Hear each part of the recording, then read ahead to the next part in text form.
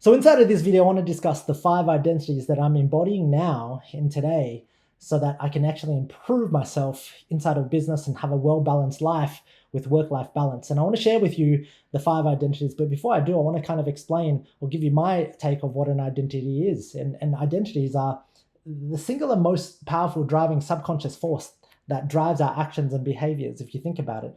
We look at transgenderism and all of that stuff where people start to identify as him, her, they, he, she, cat, dog, whatever it is. And inside of them identifying it, they will actually start to act in accordance with that behavior or that tribe. And I want you to think about this the most. I was away at Sydney visiting my sister, and I haven't seen my sister for a couple of years, right?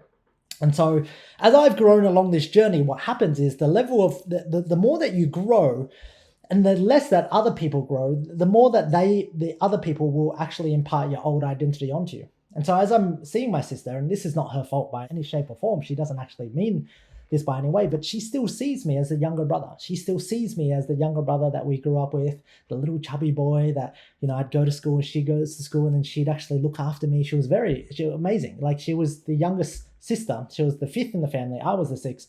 And her job was always just to look after me, like caress me, cook for me, take care of, if I needed any treats or anything like that, she would get it for me because my parents didn't let me have treats. And so it's really funny, as I'm meeting up with her, what begins to happen is she's starting to reminisce about the past and like, Lynn, you used to do this, you used to love all these things. And as I'm sitting there and as I don't like doing them anymore, as I don't like eating sweets and all of that stuff, as I've foregone that to try to pursue a better life, I just start to notice that she has this old identity of me and she's trying to put that on me, right? And it's not her fault at all. She doesn't know what she's doing. It's just a subconscious behavior of seeing her younger brother come in and she's treating me as the younger brother. Now, in this situation, I have a choice. I have a choice to accept the identity or actually create a new identity in that moment. Quite often, I've always found myself to try to resist it because I'm trying to grow. I'm trying to grow out of that identity. But the craziest thing is if I choose to accept that identity, I will act in accordance. My behavior, my actions will change and I'll start acting like that younger brother. I'll start teasing her. We'll start teasing each other. And it's really, really hard force to kind of combat. I want you to think about this. If you don't have any siblings, I want you to think about friends that you have inside of high school. Like, the person that you are today is very different from the person that you are in high school. But if you meet some high school friends, you will go back to the good old days and you'll start acting in a way. I know that if I meet some high school people, I'll start acting in a way that they think I was like, and I'm like, oh my God, do you remember those days? And we start acting in accordance with that because we go back to that identity, that behavior. And I want to share with you, and it's kind of the same thing with like ex-girlfriends. Or past partners that you've had, right? You go back to the past partners, they still think you're like this, but you've actually changed, and it's crazy. Now, when we look at change in itself, like, the whole point of change is, my belief is, I just want to be the best person that I can be. Stephen Pressfield says we live 2 lives. We live the life of our highest potential, the person that we could have become, and then we live our current life, which is the shadow life of that. That shadow life is we're always chasing the highest potential. And it's not so much like we're trying to like grow and become better. It's just trying to go, hey, how do we be the best version? And so as I've thought about identities, I thought, okay, well, if I've got all of these behaviors and one of the first profound ways that I was actually introduced to this was maybe about a decade ago, going to a Tony Robbins seminar and like signing up to work with him inside of his mastermind or whatever. And he's just like, what's your identity? And I had no idea at the fucking time. Like, I'm just like, yeah, I'm my identity. Like, I don't know. I don't fucking know. But since becoming a father, I've really thought about this because there are kind of 5 key aspects that I take on every single day that really at the start of the day, I'm trying to think about, in these pockets of moments of time in my calendar, how can I embody this identity and how can I actually like perform to the highest level of this identity, right, per se. And so the very first identity I want to share with you, and I've got the good old trusty iPad here, is that I have the partner. Okay, the partner, the identity of the partner is thinking about me and Kerry. Like, we're on this journey together to kind of build our family, to grow our family, expand and grow together. Like, the biggest failure for me would be to grow without my family, to be able to achieve some sort of success in business, but then to leave them behind, to not be able to bring the people. And so for me and Kerry, we're like partners in crime. This is the very first thing I think about when anything happens in our relationship, or if she needs help, if she's a little bit tired, she's a little bit sick, I'm like, how can I be a better partner? How can I increase my capacity? How can I level up in this so that I can reach my potential as like the best partner? And I know a lot of you guys are probably thinking, very similar to what I would have thought. Well, like, what if they're not good? And the whole goal is like, you might be thinking, well, like, what if they treat you like shit? What if they're not good? Why am I giving to them when they're not giving back? The whole point of this exercise is not worrying about what other people do to you. It's actually like controlling what you can do, and it's actually trying to build your character to get to the highest points, the highest levels, to actually build yourself, your whole identities. So every day I'm kind of thinking, how can I be a better partner? How can I communicate? How can we align better? How can I help her in a way that, how can I help encourage her? It might be emotionally. It might be, am I taking care of her financially? Do I need to get a nanny? Do I need to get a cleaner? Oh my God, like, does she need to have more self-care? Does she need to have more self-time? Does she have hobbies? Is she emotionally full? Hey, have I listened to her enough? These are things that I think about that actually help my relationship. So the identity, if I act in accordance with being the best partner, that will actually help the identity, right? That will help our relationship. That will help, us together as a unit, as a team. The second identity that I've taken on, that I've chosen to take on, is the identity of a panda when it comes to fathering. I've got 2 young kids right now. I've got Ocean, who's 4 at this moment in time, Atlas, who's 15 months. So he's actually 16 months.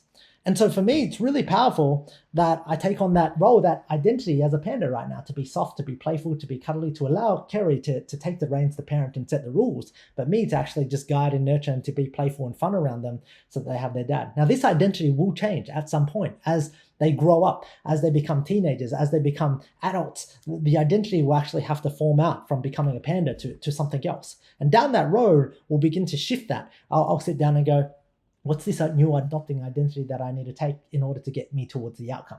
The outcome that I want is, I don't want them to be scared of me. I don't want to be a father right now who they have trembling fears over. That's like how my dad brought me up, right? I just want to be the panda. I don't want to get triggered at them. I want them to have really great memories as a kid, to really feel like safe with me right now. And so panda is really important.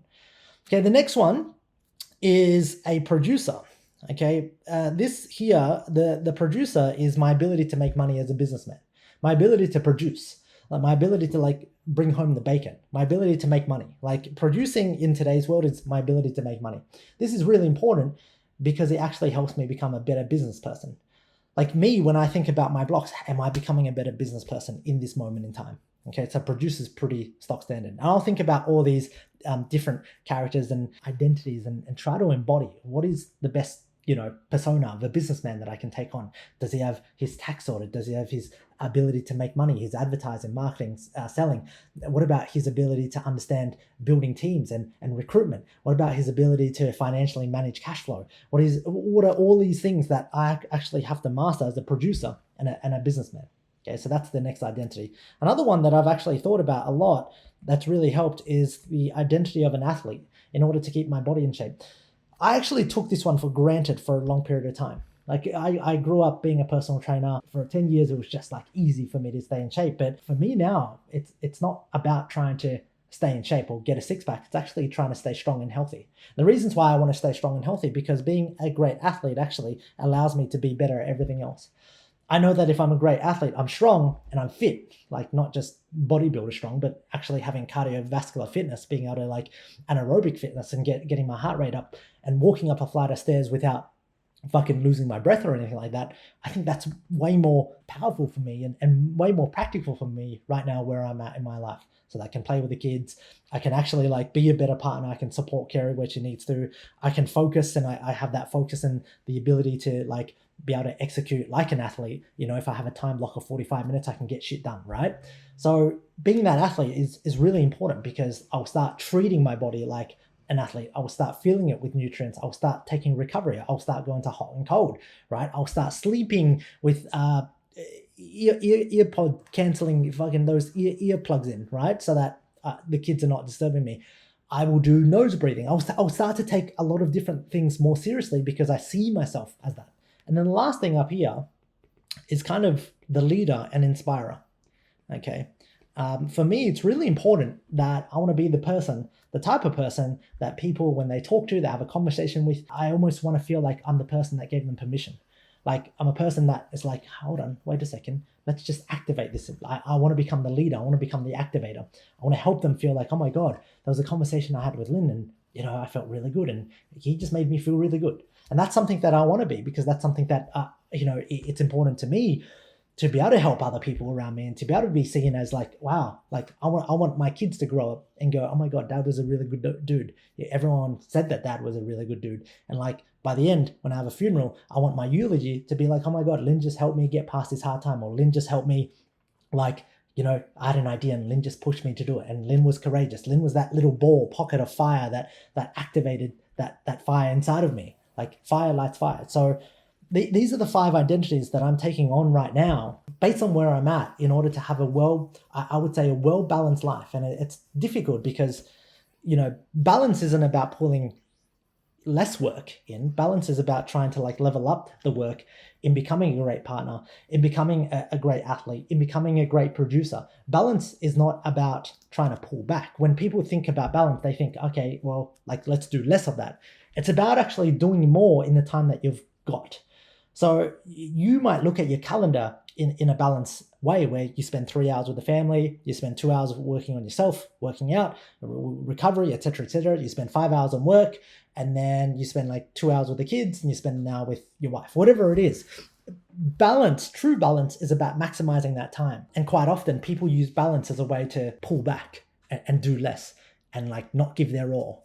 And so when I can take on these identities and I can embody them, essentially what I'm saying to myself is, during this time, how do I be the best panda? How do I, with the time with my kids, did I make them laugh? Did I make them fun? Did I chase them around the house? Was I being a little kid with them? Was I giggling? Like, did I feel good? In terms of, my 1 hour with Kerry or 2 hours with Kerry, it's like, was I the best partner for what she needed? Was I able to talk to her and get her clear on her emotions and her thoughts? Was I able to do all these things for her? If I have an interaction with a team member, was I the best leader that actually inspired them and helped them grow? All of these identities are critical to me right now. And if you're thinking about, Lynn, like, yeah, how does this apply to me? I would start off with the 1, 2, or 3.